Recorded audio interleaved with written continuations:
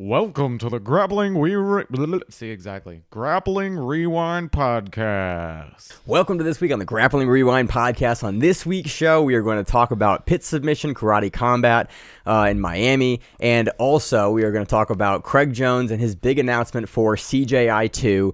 As always on the show, I'm your host, Maine, my co-host Miranda. How you doing, Miranda? Pretty good. How are you? Doing pretty good. It is almost Christmas here in the United States. It is Christmas Eve. It is Christmas Eve, December 31st. No, the December 23rd. And so there's not a whole lot going on this week. We're also going to preview the Fury card, Fury Pro Grappling card that you're probably going to be at. Doing some coaching. Not probably. I just need to buy my ticket. You're going to be at that. I'm being a slacker. But before we get into that, again, it's a Christmas show. Happy holidays wherever you're from. I got the holiday hat on for December. Big news this week. We have Giancarlo Bodoni has been announced or been signed to one championship. Your ADCC two-time gold medalist at 88 kilograms. And on the pre-show, we were talking about who do they sign him? Who do they fight? Or who do they fight him against? Who do you match him up with? Because ONE FC's been making signings here and there.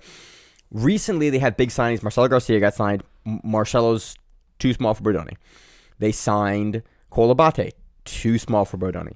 They signed Dante Leon.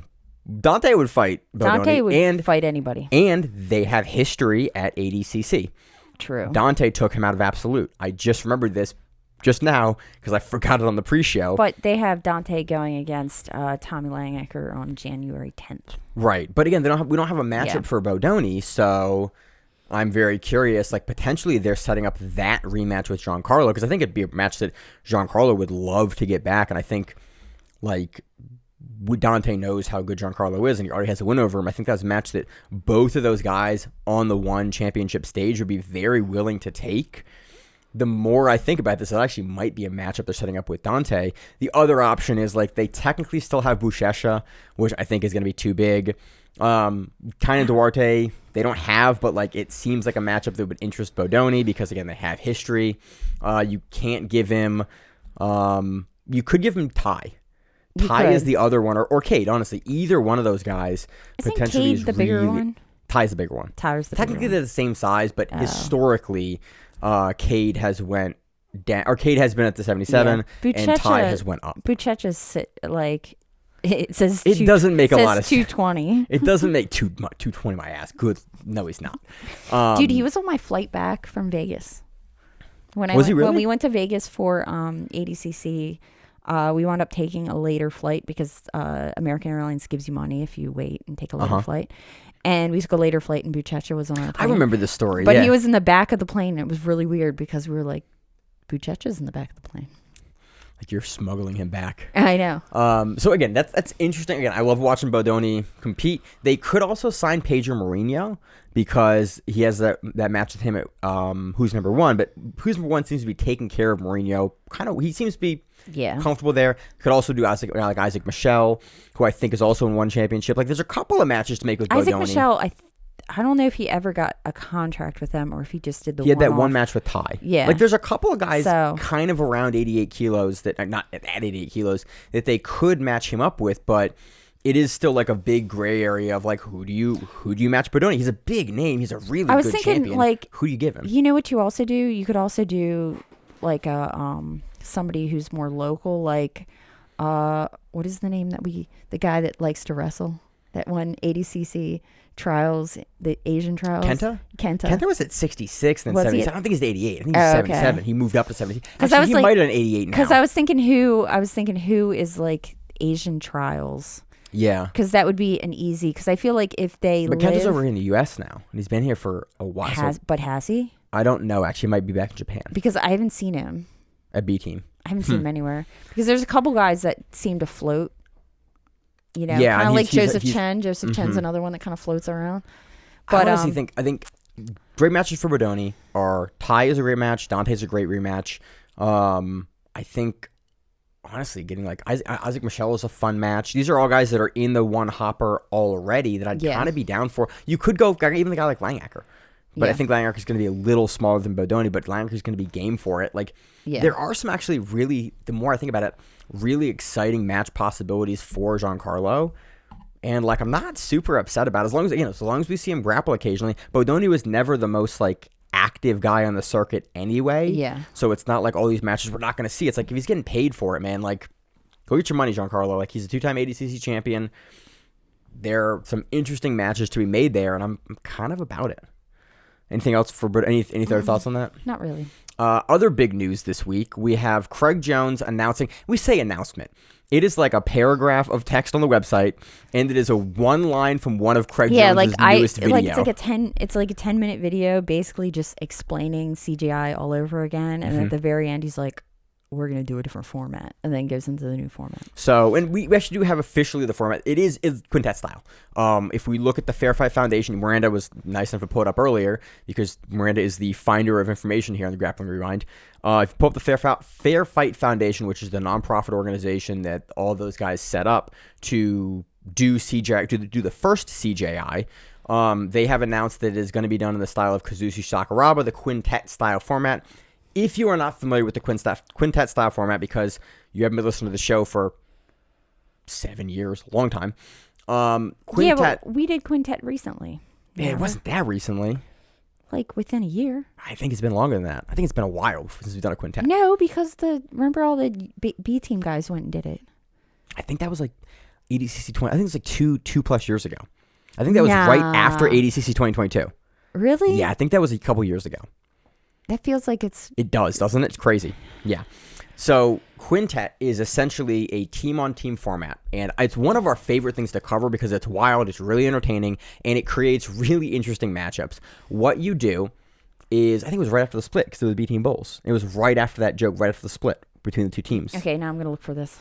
Give me a second. Quintet format is essentially you have a number of teams, and they're going to have 8 teams in this one.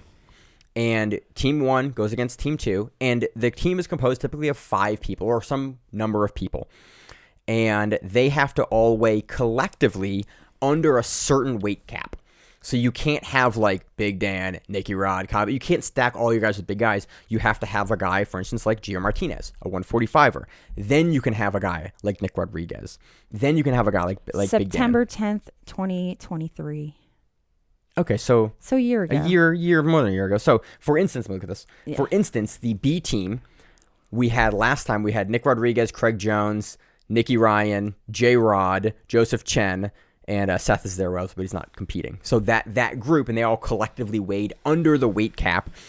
One guy goes out versus the other guy. Yeah, and I remember them all talking about like keeping Joseph Chen safe because he had trials like next week. Well, but like I think Nicky Rod wouldn't cut weight or something like that, and so everybody else was cutting weight in the sauna. Oh yeah, but then they all had tattoos, and you can't have tattoos in the sauna. I remember the whole story. And there was like a whole thing about like cutting weight and how he was being a dick because he wouldn't cut any weight. And it was a great vlog of them in Japan with Tyson Rita was there. It was awesome. Tyson Rita was on the other team. He was. Yeah. So basically, the two teams go against each other. If there's a draw, both guys are eliminated. Your goal is to eliminate the other team completely. If one guy wins by submission only, the next person from the other team comes out within like a minute, and then that person stays on the mat, and basically it's keep submitting guys until there's nobody left on the team. And there's some rules for double draw, but I really like the quintet format because years ago, a buddy of mine, Alex Viana, put it like this. You're losing until you win. Until you submit. Basically, like your team, until your guy gets the sub, both teams are losing. Yeah. And so it's a super fun format. It's usually a really great event to sit down and watch because you can kind of watch the narrative of the evening go along, and you're like, oh yeah, this guy had a really tough match earlier. Well, how's he still feeling? And it's interesting how they set who goes when. Yeah. You know? Because you don't really know who they're going to send out in what order. Mm-hmm. Or at least I don't think they tell you ahead of time. I think they might tell the people in charge, but like the people watching. They've changed this back and forth. It used to be a free-for-all. Then it was like you had to select your team lineup ahead of time. And so they've changed. I do not know how CGI will do it. The team selection for the order your team goes in, the rules on that have changed. And again, if CGI is running it themselves, we don't have any information about how they're going to do that. But I really think it's a great format, and it deals with, and kind of in the post that they have on Fair Fight Foundation, they talk about there can be boring matches. Yeah. Quintet kind of eliminates that because it's like, if you are having a boring match, there's either a reason for it, like, hey man, our 145er is against Nick Rodriguez.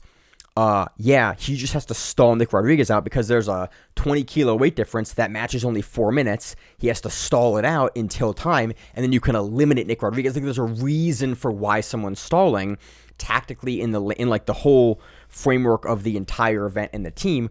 Or you're like, cool, man, we got to knock out that guy with a sub really quick because we've got to get to the rest of the team. And it organically makes the entire event. Every single match has interesting stakes because every single match in the team format matters. And you also get crazy things like Craig Jones versus Boogie, who we're going to talk about here, like the step through toe hold. You get Haisam Rita versus Gio Martinez. You get wild you get people matchups. that would never go against each other any other way. And it's honestly going to be really fun. Yeah, it's going to be 8 teams with 5 competitors, but they don't say what the total weight limit is. Yeah, it's usually like around 750 pounds or something like that, I think is what I recall.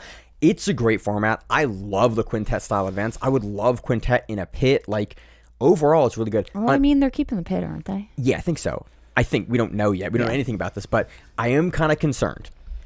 8 teams are a lot of teams for the quintet style format. Quintet historically has been 4 teams. But if you do it 2 days. If you do it 2 days, but then it kind of becomes the same Aiga problem where it runs really long. Again, I have full faith that it will be a wildly interesting and entertaining event because quintets are always fun. Like, even the bad quintets are pretty good quintets because you're guaranteed to have those crazy absolute moments where it's like, cool, Lachlan Giles beat the entire team by himself. You're like, that's crazy. Like, that happened actually one time at a quintet. You're like, Lachlan Giles beat everyone. You're like, that's insane. Didn't Gordon do the same thing too? Gordon was not the first guy. He was like the second or third guy on that team, and they beat like Josh Barnett and everything. It makes a really memorable event and a night. And if you're looking to showcase grapplers, get them paid, put a lot of money on the line, and you pay out more than just one guy in a tournament. You pay out a whole team. Anything that gets athletes paid, I like. This pays out more people. It's a fun format.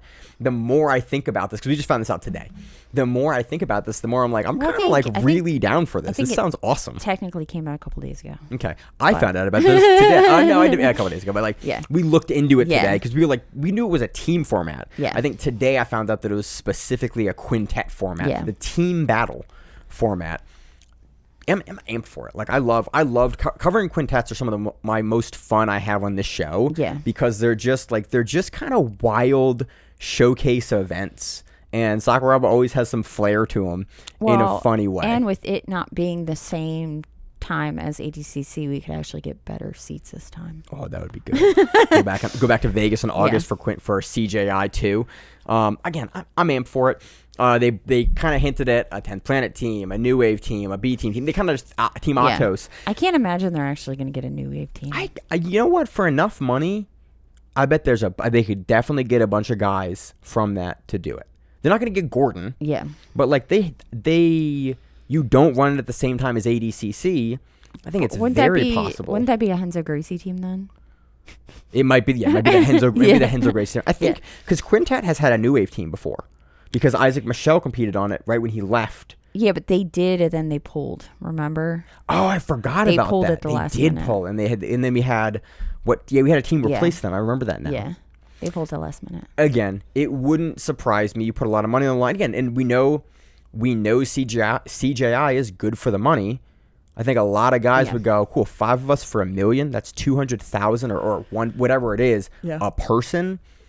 That is more than any other tournament is paying out by far. Like, big payouts are like 100,000, like Spider and like allegedly Zapatero, and like a lot, like the biggest payouts ever in the sport are like 100,000. Yeah, you can get 200,000 with your team. I think that's going to bring a high quality of athlete, especially with the numbers that CJI did, just from a viewership standpoint. Like, I think it elevated a lot of those guys and put them on the map. Everyone was on the map to get into CJI in the first place, but it brought attention to him. It brought a lot of attention. Like that event did more than like any other event on YouTube in the grappling space. Like, that's by far. Very true. Like, events in grappling, like, it's very common to see hundreds of views on an event. Like, it's just like, it's on YouTube, you can see the views. It's common to see like 300, 400, 500, 1,000, 800. Sometimes you'll have a match that'll have like 75,000. CJI has like a million. 1.2 million, 1.5 million on day 1 and day 2. It was a well-viewed event. I think they can probably replicate that, especially coming in with a format like quintet. You're going to have a lot of guys. You have you have 40 guys. That gives you a big roster, gives you a lot of reach. You can have a lot of big outlier guys like, hey, who's your team's big, strong wrestler you're going to bring in? It's like, okay. I think there's a lot they can do with it, especially now with a full year. You know, we have, 9 months until this one runs to actually put a show together. We forget, they did CJI 2 in like 3 months. You mean CJI 1? CJI 1, in like 3 months. Yeah. To have a full team be able to put together and actually, like, it wouldn't honestly be hugely surprising to me to see, like, team lineups start hitting in the next, like, 3 months. Like March. It wouldn't be hugely surprising for me. Like, to like very slowly ramp out, like, hey, first round of teams. Okay, we get the teams, and we get okay, who's going to be on their team, and then guys to have internal qualifiers for their team. Like, it could really be a whole production depending on how the CGI team and the other camps in it decide to do it. Yeah, and it also depends on if they do stay with like a 10th planet team, like that kind of team, or if they do like the PGF kind of where they put together a team. Yeah. Where like there's so many options. Where you could have like PGF like put together a team. Right. Or any organization like Scramble could put together a team, or player like you could have organizations, not necessarily a gym, put together a team, like Team Grappling Rewind. Yeah. We could sponsor a team, be like Grappling Rewind. We have all the money to be able to do that. I have no money to do that, but I am very curious about I'm gonna check something later.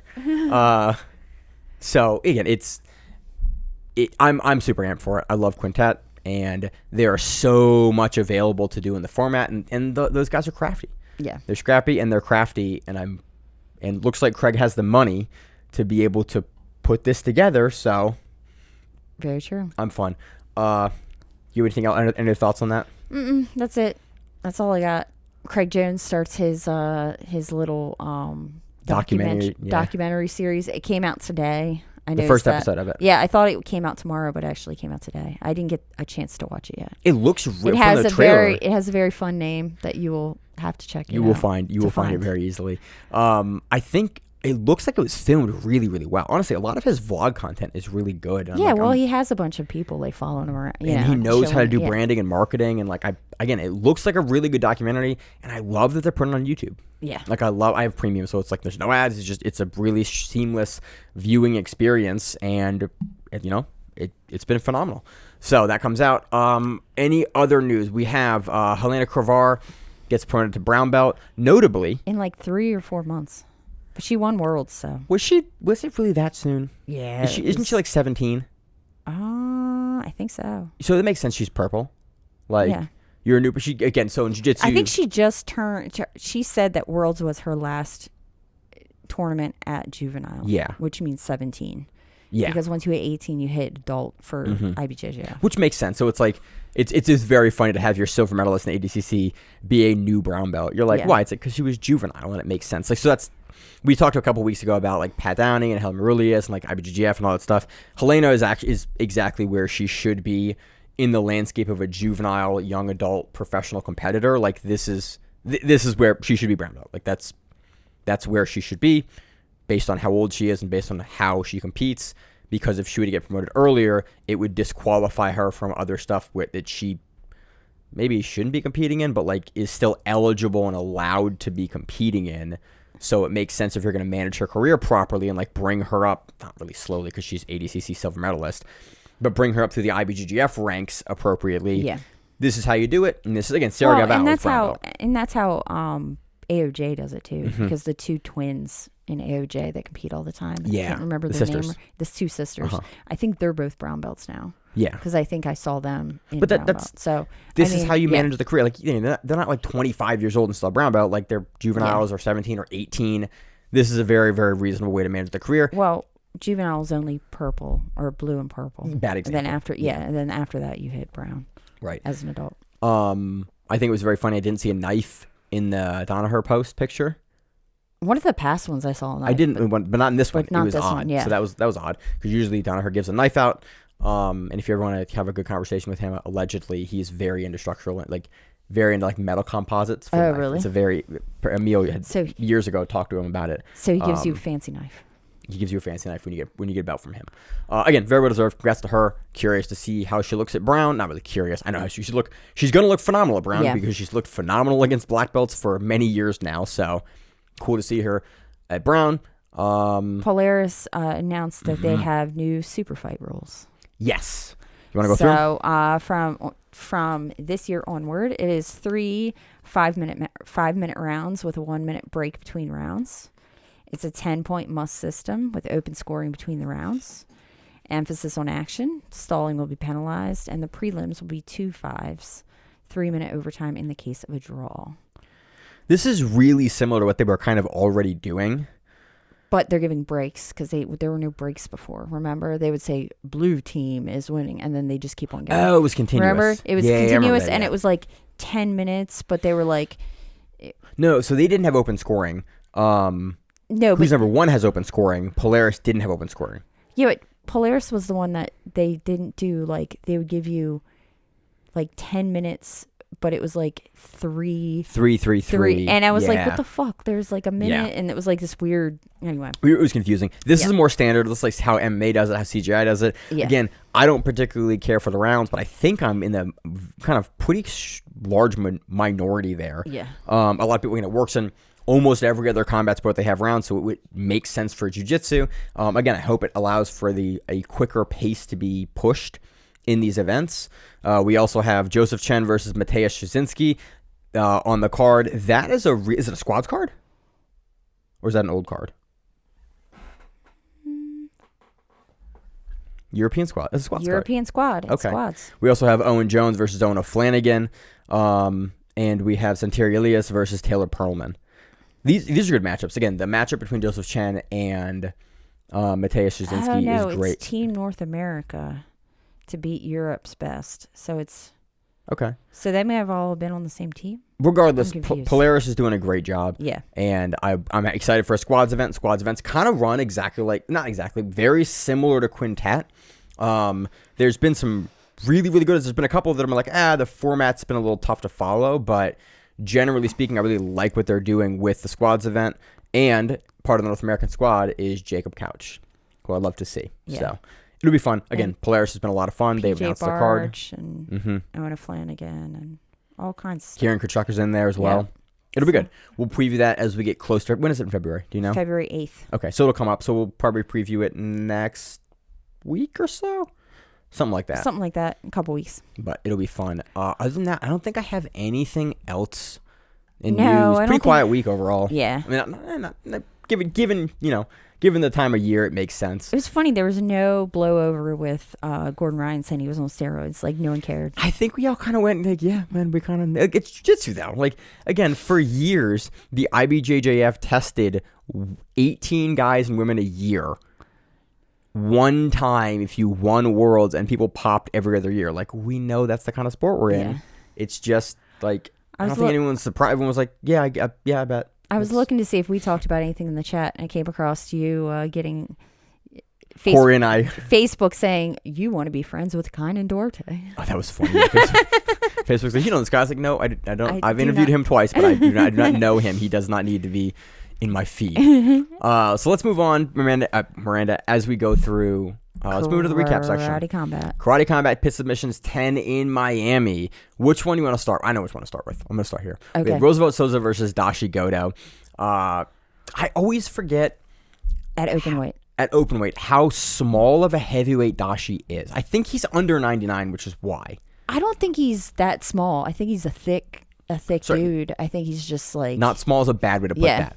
In comparison to Roosevelt Souza. Yeah. That's a bit like in comparison to like a larger heavyweight in Roosevelt Souza, Daishi Goto looked outsized here. Interesting hand fight on the feet. Again, it goes to round 2. The first round, which I can't fault either guy. It's very much a feeling out round.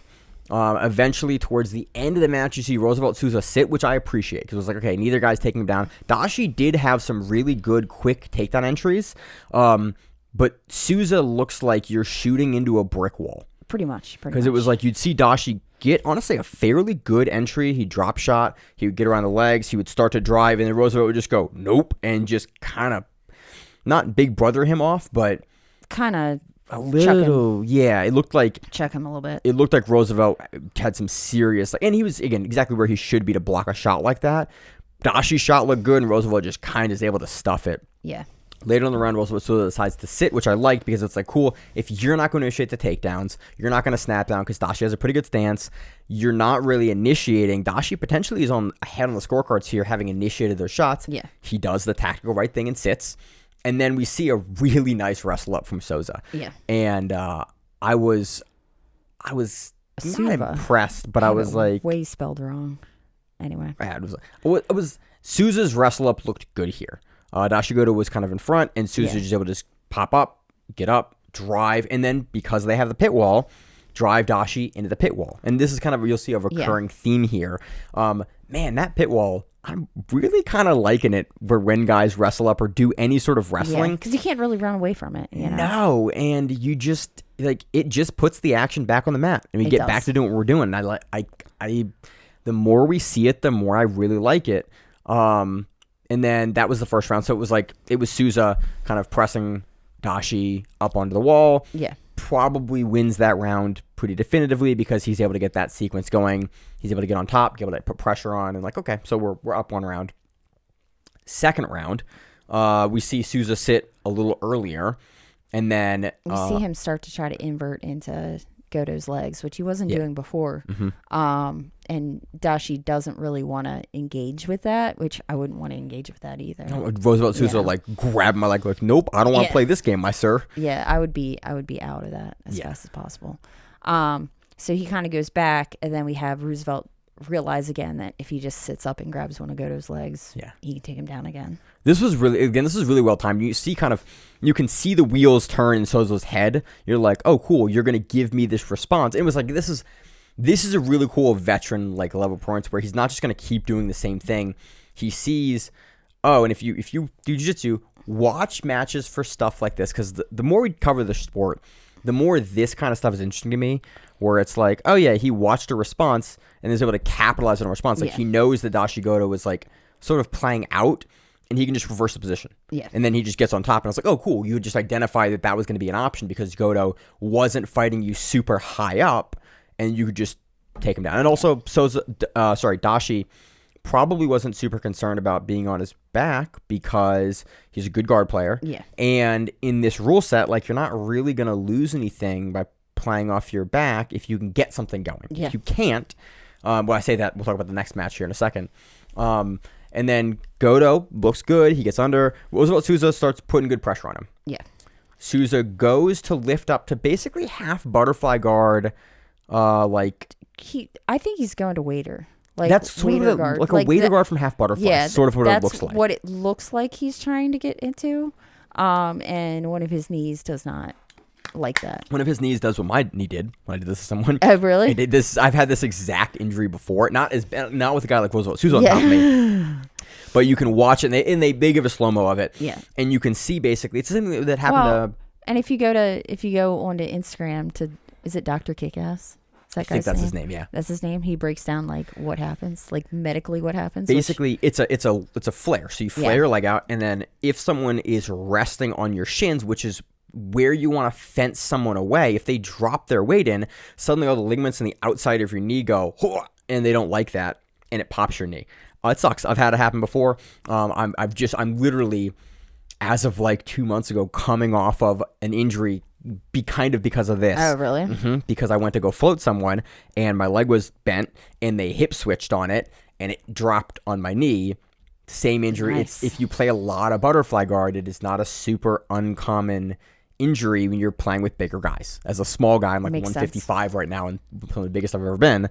This is a not uncommon injury. You have to be really careful when you play bigger guard, which I play a lot of. Yeah, and that's the other thing, I guess, is I have a little bit more flexibility where like I can put my feet to my head. So it's not as big. Yeah, it's not as big of an issue for me because when I play it, I just, You invert, I don't have the flexibility there. And so as a result, someone falls on it, I don't have the mobility in the knees to do that. And this exact injury can happen. And this situation also, was kind of made worse by the fact that it was like kind of up against the crick of the wall, like you're in the corner there. The corner of the wall. Yeah. So as Goto goes to like turn, he can't really fully invert because the wall's kind of chilling. So he there. gets close up, and that knee has even more bend in it.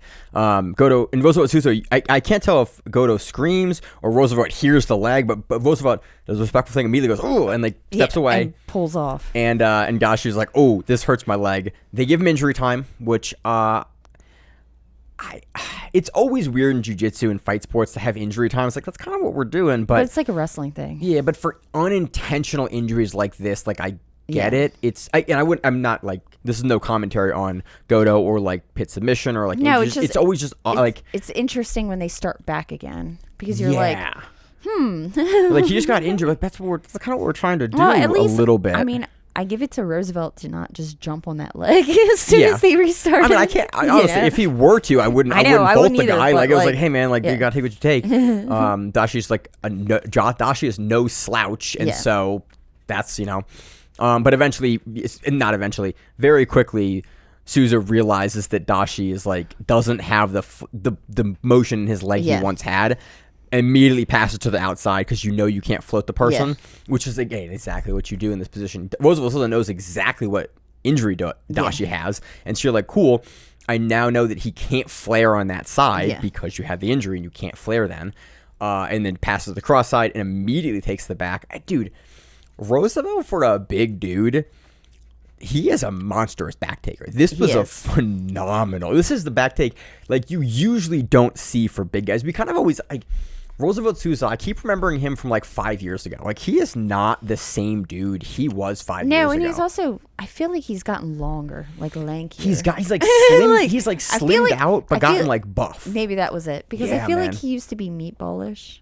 And now he's like lanky heavyweight. Dude, he became a problem. And you watch him like with the quickness that he takes Goto's back, it was like, ooh, and immediately locks the body triangle on the side. And you're just like, oh yeah, this is done. Or it might have been like he was just always playing guard and always like in little guard positions. Versus bigger guys. Yeah, so I always thought he was like not like more meatballish. Yeah. I didn't think he was like long and lanky. Dude, he is. And here it shows how his size. He just pops over, beautiful transition to the back, and then immediately goes on the hand fight. The hand fight's neat. I love the camera angle here for the hand fight, but you can see the way that he traps Daishi Goto's hands, and then he pops Daishi's arm down, hops up to like trap it with like a straight jacket, like he gets the leg over top of the arm, and it was like, oh yeah, this is donezo, and then very quickly gets the rear naked choke in.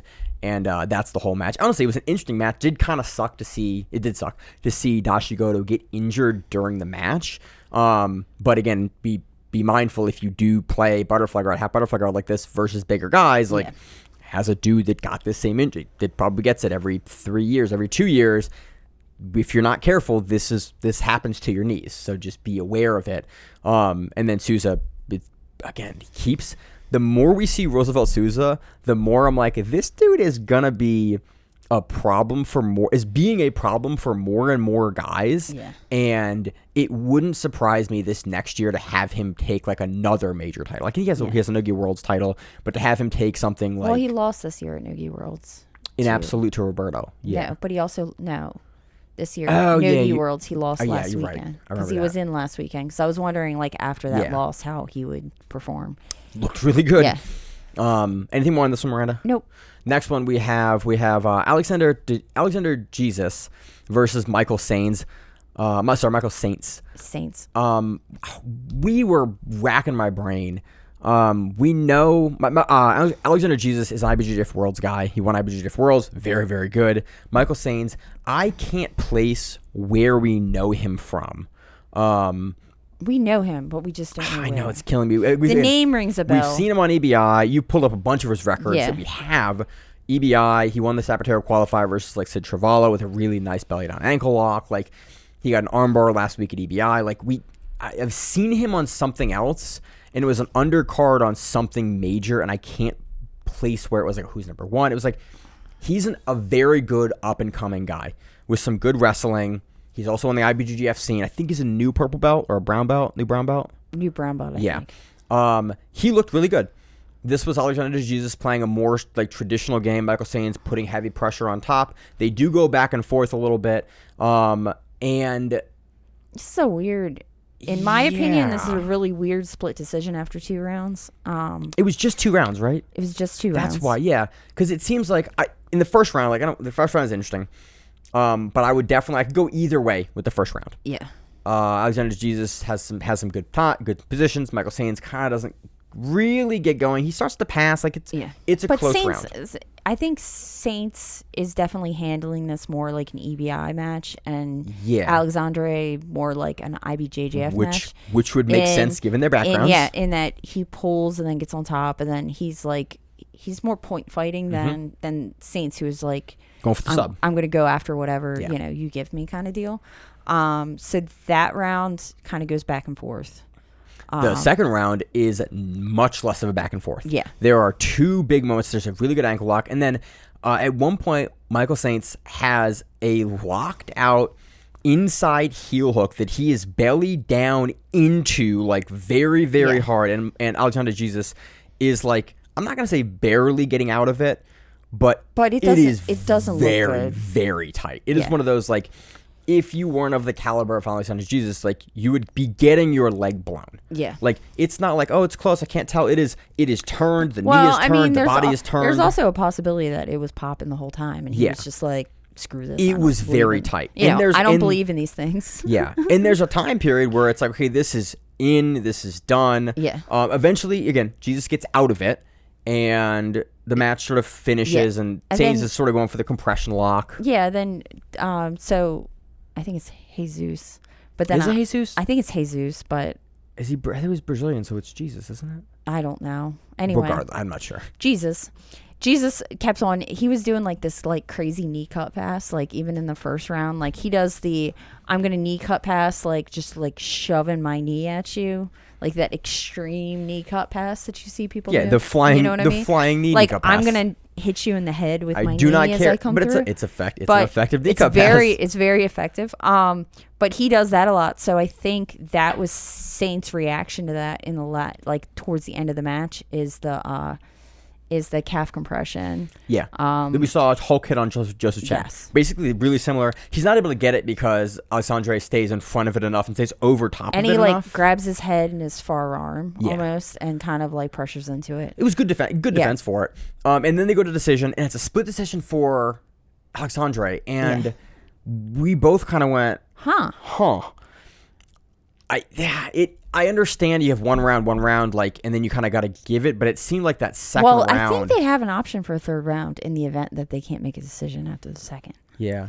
But it was it was just I don't understand exactly what the criteria is here for pit submission because this seemed like at least the first round was kind of back and forth. It was good, but there's nothing really super tight in the first round. The second round was pretty clearly Michael Sainz with that really strong leg lock. Unless you're scoring more positionally, then it's like I can kind of understand. But even then, like you have a locked out in heel hook with the commentators going, "Oh, that's tight." Yeah. Biggest moment of the match, and he still doesn't get in a 2-round match. It was just odd. It didn't quite. This is not like it's a bad decision. It's just I obviously don't understand. The commentators didn't understand either. Yeah, it was. So, it was weird. I obviously don't understand what the scoring is, but neither do the commentators, which means probably no one does. And it also makes me wonder if they knew that the calf slicer that was in towards the end of the match was even in. I don't know. I don't know if it was in either, but like regardless, like the biggest moment is that heel hook. He had to hold the head to not have it happen to him, which good means, defense. But if you're defending, it means it's a real submission. You know what I mean? And the ankle lock, the belly down ankle lock, it makes me wonder what your criteria is and who is the ones implementing your criteria. Yeah, I was confused here at the decision. Again, it was a fun match back and forth. We're going to see obviously more from both of these guys. Again, it was a really good performance from Michael here. Really deep ankle lock. We know he has a good leg lock game. A guy that we are for sure going to see more of and more from. Yes. So that was that. That's anything else on a pit submission? Nope. I love that they're doing these grappling matches on pit submission. I cannot wait to see more of them. Let's move on to previewing Fury 12. Fury Professional Grappling 12. Just a couple of matches we're going to talk about on this one. We have the main event of Richie Martinez versus Adam Brady. And it is on UFC Fight Pass Saturday night. The 28th of December, I think, is the date on it. Yeah, 28th December, Saturday. This is a tough one. Martinez has one way to win. Adam Brady steps in, gets overzealous, gets lazy, and gets caught with like a guillotine or something else, or Boogie can get into his legs. But we had Sean Brady beat Craig Jones in this rule set. By just like keeping to the outside and not engaging. Yeah, which is exactly what I think he will do. Because again, we've seen Craig Jones beat Richie Martinez before too, like and quintet. Yeah. We talked about it earlier. That I think is Martinez's. It's like Martinez's only avenue here is we know he's gonna pull, and then we know he's gonna try to get into the rubber guard and try to get into like a knee bar or something. Yeah. Because Brady is a UFC fighter, the rule is no scissor leg takedowns and no heel hooks, which is fine. Martinez has other leg locks, but I just do not see a realistic avenue for Martinez to win this, especially coming off the knee injury that he had on his primary rubber guard side. I just don't think Brady's going to engage with him enough to allow him to be able to get anything going. And we know that the other thing is that they're not quick to penalize people that don't engage, because let's remember the whole match. Craig Jones and Adam Brady match. The other match. The Dantzler versus Sterling? Yeah. Yeah. So, Yeah.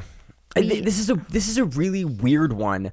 Again, Martinez, like, there's an avenue here, but I just think with the way that we've seen Brady play in the Fury rule set, like, I don't think he's going to engage enough, or he's only going to engage in bursts, and that's it. And Martinez can be stifled that way.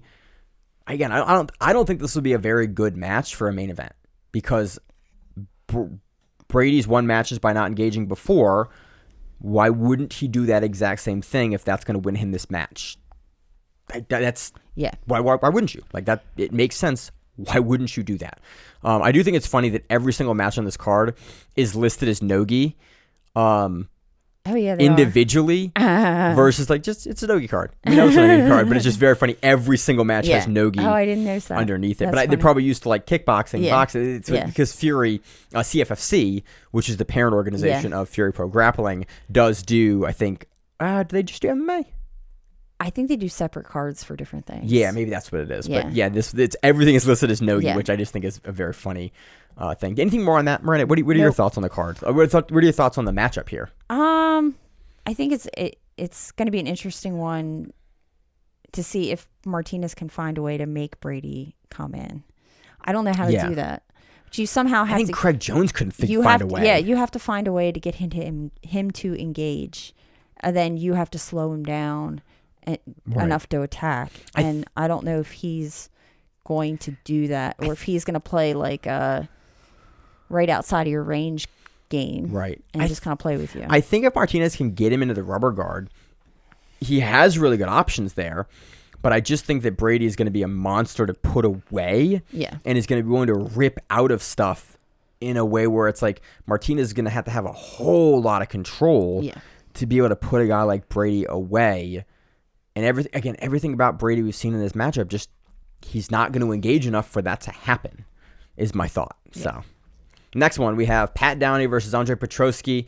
Pat Downey, brand new purple belt now, coming off of a technical win, kind of a DQ, at IBJJF No U Worlds that we talked about last week or 2 weeks ago.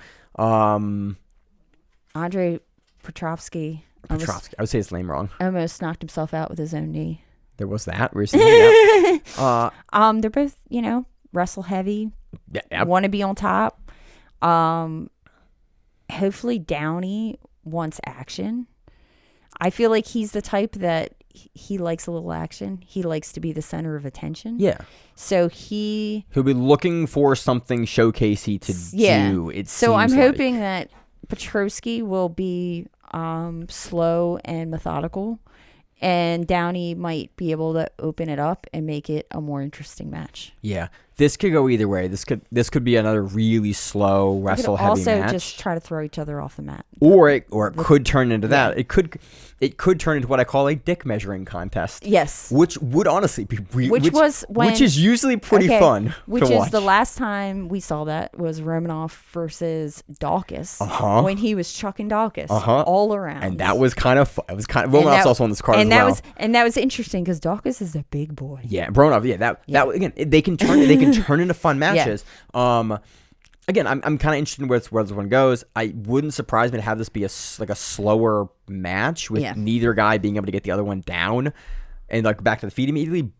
But again, they might poke each other in the eyes. There could be that. Yeah, might start a fight. You never know. We don't know how this is going to go. We don't know what's going to happen. I'm kind of going to lean Downey, but given the Fury rule set, it really favors guys that are heavy in MMA.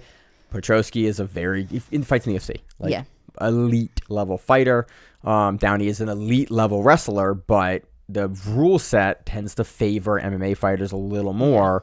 But Downey has the skills to get on top and stay on top if he needs to. So this is, I think, another kind of toss-up match. It really depends on how both guys want to play it. Next match, your coach, Nick Willie versus Joe Pfeiffer. So I'm going to talk more. If you have pieces to give on this, you can give pieces. This is an interesting match. It's at 205. Pfeiffer is primarily like a kickboxer. He's not a guy. So it'll be really funny. But he did get his black belt. I'm trying to think when. Recently. Yeah, not too long ago. Yeah. So it's not that his ground game isn't something to worry about. No, he fights in the UFC. Like you can't have no ground game and be at that level. Like you can, but that's a different not 205. I mean, 205, different discussion. Nick, we know we trained him last night. From last night. Yeah, last night. Heavy pressure wrestler, bulked up a little bit for this one. This is going to be, can Nick take Pfeiffer down and control him on top? Pfeiffer's going to be bigger, I think. Yeah. But this should be fun. If Nick comes out like he's come out at the finishers recently, at Man of War, Nick competes like every other weekend. He competes all the time. If he doesn't compete like once a month, he starts itching to compete. And that's when you get matches like him against Pfeiffer. Yeah. So the backstory is that Pfeiffer had a bunch of guys that did not want to go against him and that kept on disappearing, and I guess he wanted a match, and I guess he was on Instagram not complaining but just saying that no one wants to take a match with me, and Nick decided to tell him that he would go against him. His shot. But it's honestly it's a fun. More I look at it, the more of it's it's a fun matchup. It is, and so he two of them started kind of putting this match together themselves, and then it came into fruition. It's a good match. The stylistic matchup is nice between like Nick's heavy wrestling style. And you never know what Nick's going to wear. I kind of know. You never know what he's going to wear. He's going to probably wear a pink singlet. Would be my guess. We will discuss after the show what I've been told. So, you never know what might happen. Also, again, this will be fun.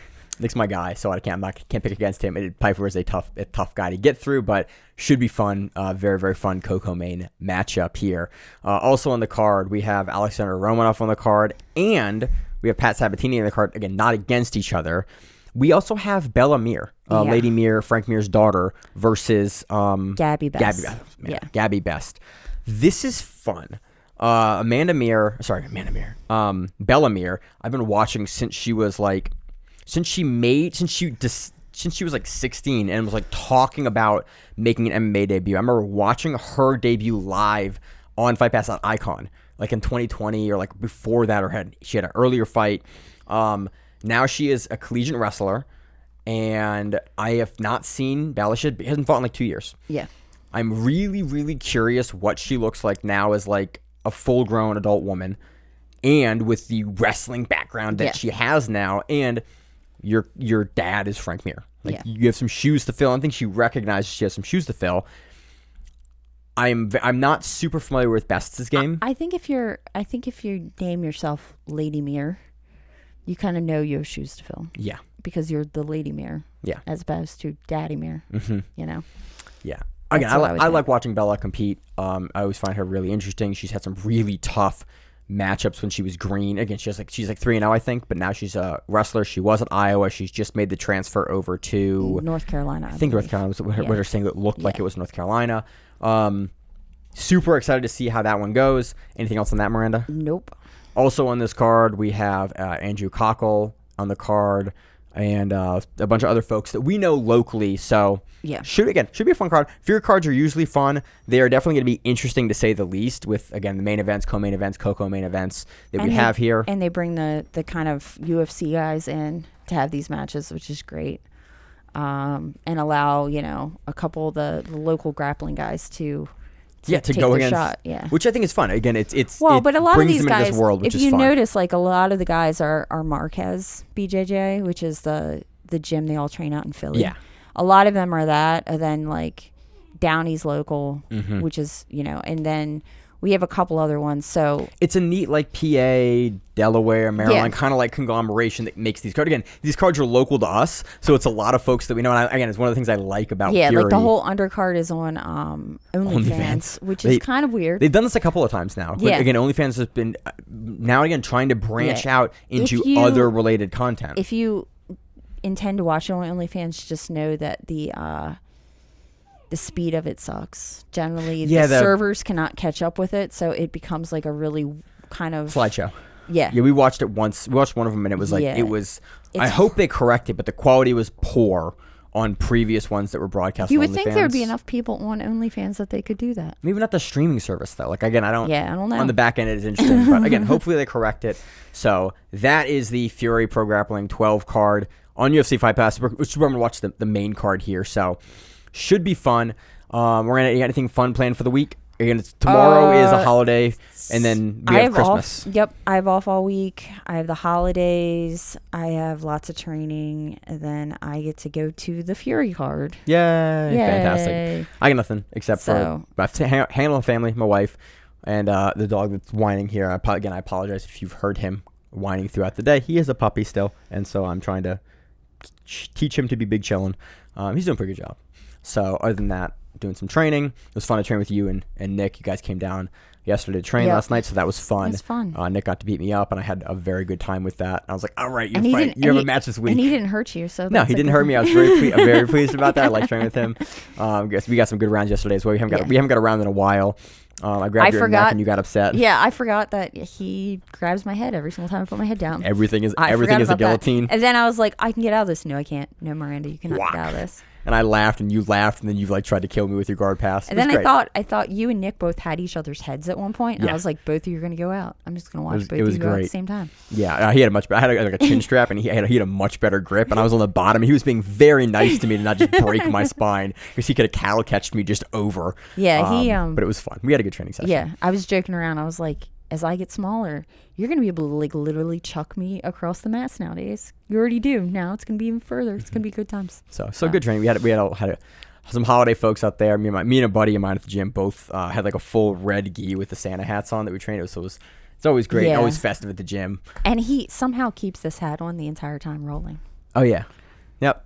Except for I think you took it off.